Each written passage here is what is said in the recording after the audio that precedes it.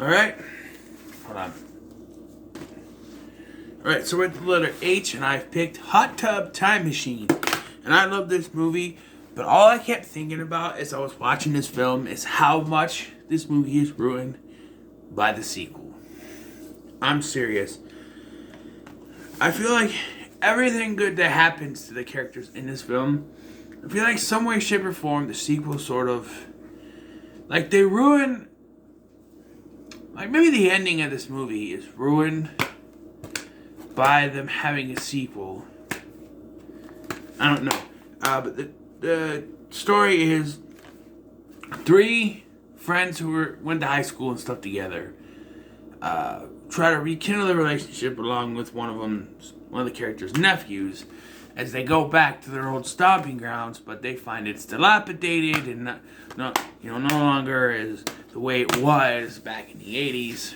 But through some circumstances, they end up traveling back to 1986 in their hot tub time machine. And have to relive their time in 1986 at this resort. So, yes, so first and foremost, I love the cast in this, right? You guys know I'm a John Cusack fan. You know, I like him. I want to get more movies with him in it, honestly, but that'd be an eventuality. I love Craig Robinson, and Rob Corddry's pretty good. Clark Duke's okay too, but he's also in Sex Drive, but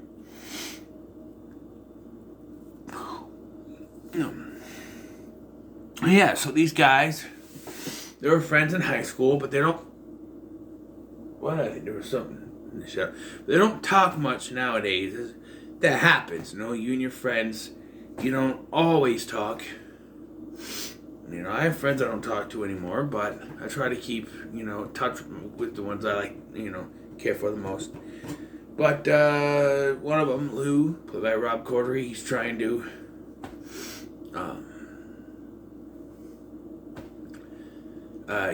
connect with them. Doesn't happen, and we see that he's in his garage listening to Motley Crue. He's pushing the thing, and his boss comes in, and then they get a call stating that he's in the hospital because he tried to commit suicide. It's his family, so they're the ones that are called. But I feel like showing us him in the garage pumping up the gas and closing, shutting everything, I feel like it takes away from the reveal, because at the end, when they're getting ready to come back through time, he's like, I was trying to kill myself. And I'm like, yeah, that's not really a big revelation. Everyone knew it. I don't know. But because of this, they decide to take him to Kodiak Valley. Everyone else was kind of having bad times too.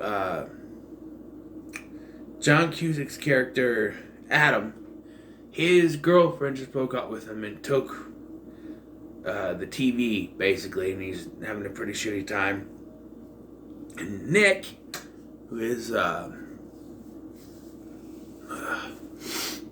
Craig Robinson's character, he is pretty much dominated by his wife. He has to hyphenate his name because his wife wants him to, and he's works at a pet shop or something, a vet clinic or something, where he pulls a set of keys out of a dog's ass. I don't know. But they all go up there and they bring Jacob, and as Lou is going through his bag, he points out this energy drink, which is a Russian energy drink called Chernobyl. I find it in bad taste to name a drink after one of the biggest,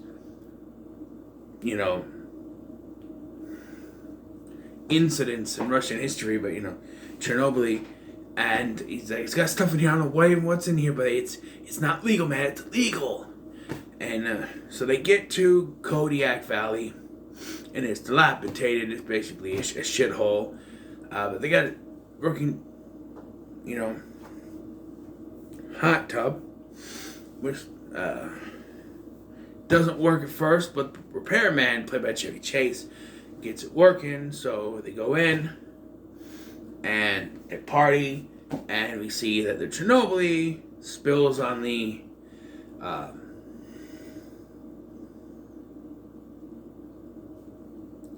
time machine, on the dial or whatever. And again, stop yawning. Again, I feel like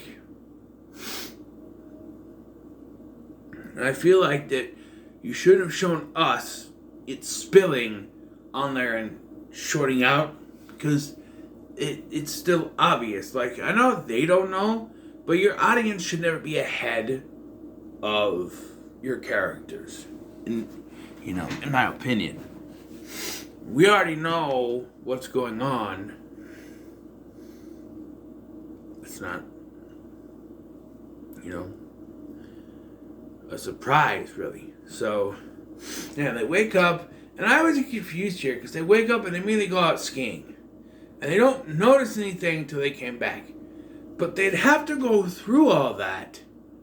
Like, they don't notice until they come back down from the mountain, but they'd have to go through that to get up the mountain and come back down, right? So, why wouldn't they notice?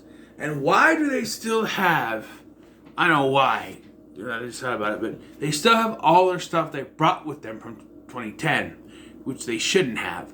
But they have to have that, so they have the can of Chernobyl for later. Because if they don't have their stuff from 2010, they won't have the Chernobyl. But not only do they have their stuff from 2010, but they also have all their stuff from 1986. And that's confusing when they still have their stuff from 2010, but also have the stuff from 2006, or 1986. It's confusing. And yeah, so they are confused. They think they're going to run into their younger selves, but they just inhabit their younger selves' bodies, which is a good way to do it. In the writing, it's like, we're going to have them run to the younger selves. No, we got to have them be their younger selves, so that the changes can come from the younger selves,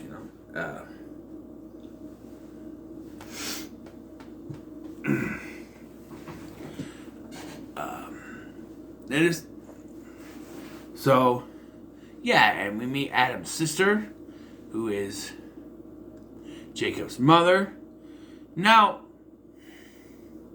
I guess I'll address it later, but yeah, and we also meet the ski patrol. One of them is Bucky Barnes himself. Sebastian Stan is the head of the ski patrol here. He's not Chaz, what's his name? Blaine. He's the lead bully guy who punches Lou here.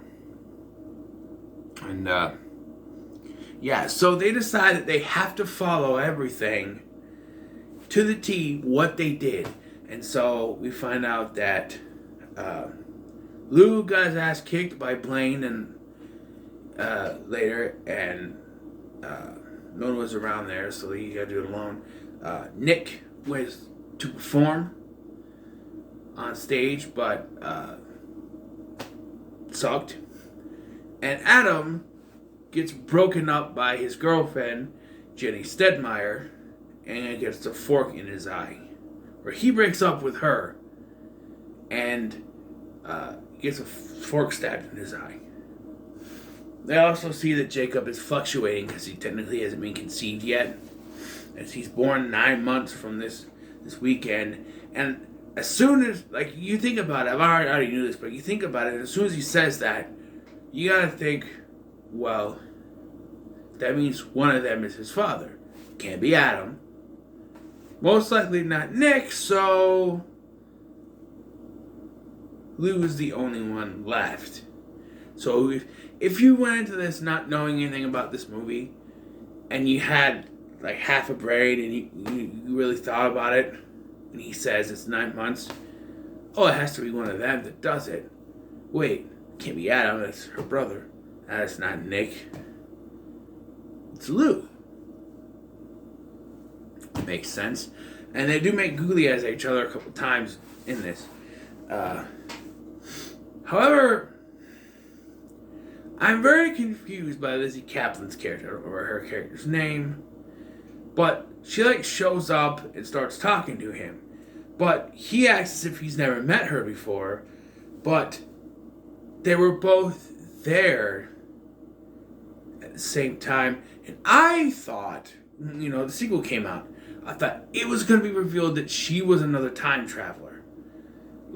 And she's from the second film or something, and she went back to her younger body to get Adam or something.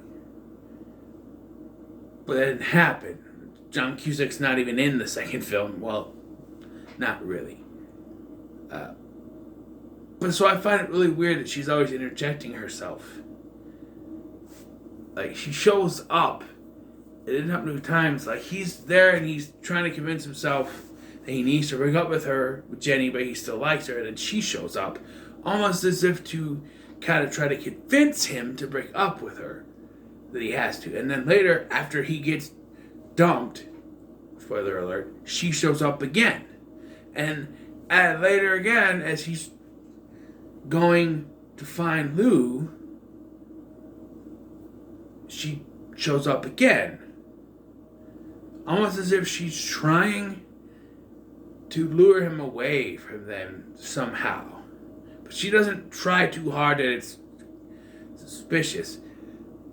And I always thought, because when they announced the sequel, I'm like, oh, I rewatched this when the sequel was announced and they showed things, and I went, I wonder if when I rewatched it, I'm like, I wonder if she's a time traveler.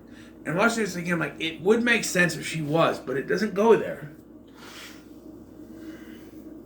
But if they did, they could say that she came back to help prevent whatever happened in Cincinnati, which we never find out. Apparently, the filmmakers don't even know. It was just something that was added in, and the second one tanked, so they're probably not going to have a third one. But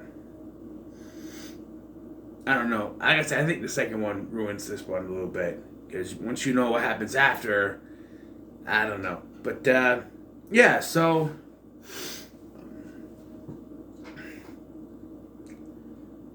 Adam decides he doesn't want to break up with Jenny. He wants to try to keep it. And this is because he just broke up with his other girlfriend, so he figures if he could try to make it work with Jenny, then, you wouldn't have to worry about that later. Trying to make his life better. Lou still gets his ass kicked. Hold on. I put my nose. It happens. I hate that it happens during the videos, but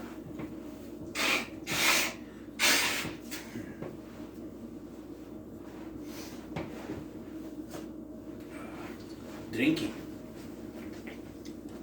Lou gets his ass kicked. And Lou wants to change things too.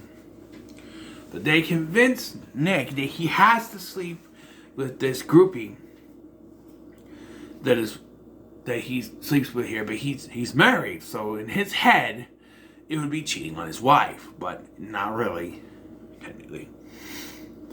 And I think there are jokes that go a little too far in this.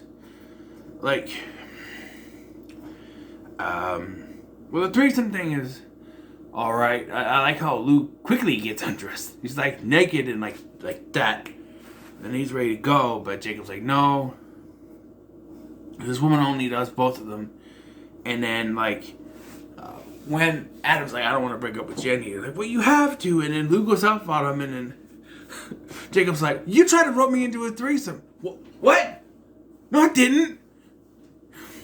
So yeah, they decide to change things. So Nick gets up on stage and he rocks out to Jesse's Girl, and then has his own version of the Black Eyed Peas. Let's get it started.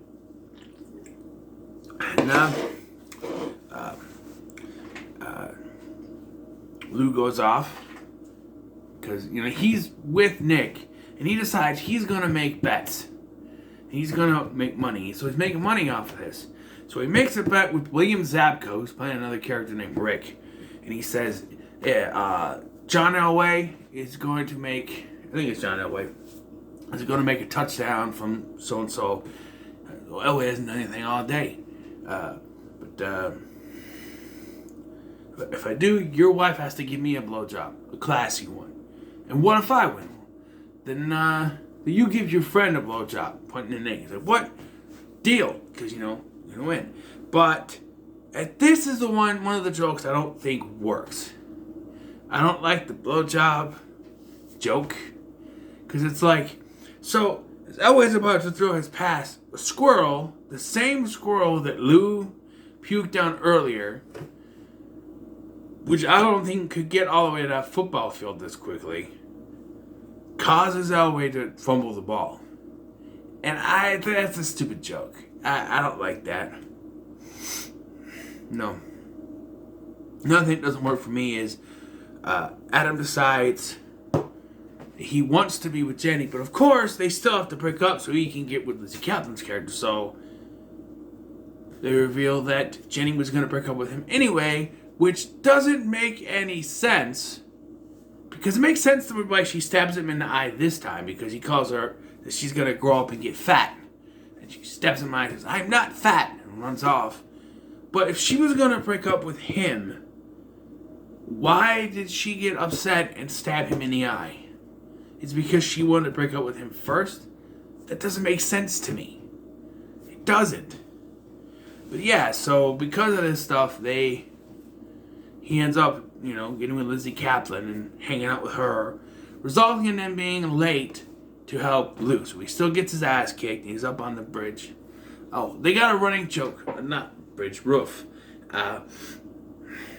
They had this other running joke with the guy, the luggage guy, the bellhop, played by Crispin Glover. In the present time, he's all grumpy and an angry old guy. And he's got one arm. So the whole thing is, like, how's he going to lose his arm? He's like juggling a chainsaw, it doesn't happen. His arm gets cut in the elevator, it doesn't happen. And Lou just wants to see his arm come off. And as they're getting ready to go back to the time machine, it finally comes off. Fun. But, yeah, so they discover they have the wise old time travel helper man, which is Chevy Chase's mechanic guy. He's trying to fix the machine, but he's cryptic. So he's telling, you have to be, basically they have to be back, to travel back by dawn. So there's a limit. And they need the Chernobyl, because it has the special nitrogenadium or whatever in it that activates the time machine. So Lou finally stands up to Blaine after getting his ass kicked again, but he finally has enough. He tackles him. They get to Chernobyl. They run back. Guy loses his arm, but they yell out that he needs help. So the ski patrol helps him. Come back later. They also find out before this, Lou is having sex with a woman that ends up being Adam's sister. And this is where it's revealed that, yes, Lou is Jacob's father, because Jacob tries to tackle him and he disappears. And they were like, oh, I get it. I'm his father. So he has sex with... But they ruin it by having him scream out like, oh, I can't believe I'm fucking Adam's sister. Oh, I'm gonna drop a load. All the little Jacobs. It's like, okay, it's too much. It's too much. It's too much. It's too much. You could have just cut away and have him come back. Oh, another thing they do after the whole blowjob thing, they're supposed to have blowjobs, but Nick passes out, and when he wakes up, you see the bunch of white stuff on his face, and it's like, oh man. And he's like, oh, it's just hand soap. It's hand soap. I'm fucking with you. And I'm just like, still, we don't need that visual, okay? We don't. And then he's like, oh, Rick's a nice guy. I just gave him some tips. We're fine. I'm like, why did you need that scene then? You could have just had him win and implied a blowjob or something. I don't know. Just, you're taking it out. And I got one complaint here. So I watched this on Vudu, and the one on there is a theatrical version, even though this is the unrated one. The theatrical version went on the Vudu, and Even though it's a theatrical version, there's still a lot of man ass shoved in my face, and I don't like that. Sorry. Specifically, Lou's ass. I don't need to see Lou's ass that much. But anyway, they go to come back, and Lou decides he's going to stay. He admits that he tried to kill himself, and he decides he's going to stay behind because he doesn't want to go back. And, you can change things. So they, and Adam's like, I'm going to stay too, but he pushes Adam into the hot tub, and they go back. And they see that everything has changed now. Adam is with Lizzie Kaplan in a new house. Nick is a successful musician and now music producer. And his wife did not cheat on him. And that was another subplot that I thought was kind of stupid. Especially when he calls his then 9-year-old wife and yells at her. How did he get her number? I don't understand how he got her number, but who knows. But anyway, and he talks to her. He's like, oh no, you cheated on me. I didn't cheat on you. I had an experience. It was a crazy guaco called, the wrong number called me. And I was like, okay, so he changed that, I guess. She never cheated on him. And we find out that Lou invested money and stuff. And so now he's rich and has hair, which is also ruined by the sequel. But yeah, and he's married to Kelly. And they're still yell at each other, but And Jacob's his son, But yeah, and he's better off. And they all get together and have a dinner, and he says he was in a band. And it reveals, it's not Google anymore, it's Lugal. And he says he was in a band, and that it disbanded, and the band was Motley Lou. Only problem is, this movie forgets that things were things before 1986. Motley Crue was a band since 1981. I don't think Lou could just walk in and say, hey, I'm the new lead singer now, bitches. I don't know how that would work. But supposedly he took over the band. And it also changed the timeline of the band because Motley Crue didn't disband until 2015. Officially, I guess, and they came back in 2018. But, 2015 is when the sequel came out, so who knows. Yes, movie ends with Motley Lou singing Home Sweet Home. And if they'd ended this here, if they did not make a sequel, I think it would have been fine. Or if they made a competent sequel. But there are some films that I say that get sequels that didn't need sequels. And I think this is one of them. The ending to this film is perfect. They were in crappy places in their lives, and now, thanks to this Untitled Time Machine, things have changed. Yes, Lou went a little too far, but now they're in good places in their lives. Good marriage, good wives, whatever Jacob's doing. Nothing really, I don't think anything really changed for Jacob except for that Lou is now his father, But, yeah. I will be doing the sequel eventually.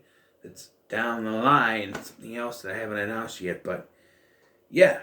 So, it's pretty good. But, yeah, so, what are your thoughts on Hot Tub Time Machine? Let me know in the comments below. And, in the next one, we're gonna, for the letter I, we're gonna dive into the world of Lindsay Lohan.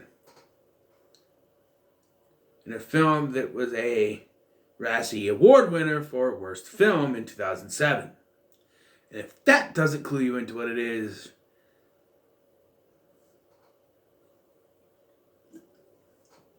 no, I don't know what will. Till then, make sure to like, share, and subscribe. Thank you for watching. I've been Scotty, and I'll see you in the next one.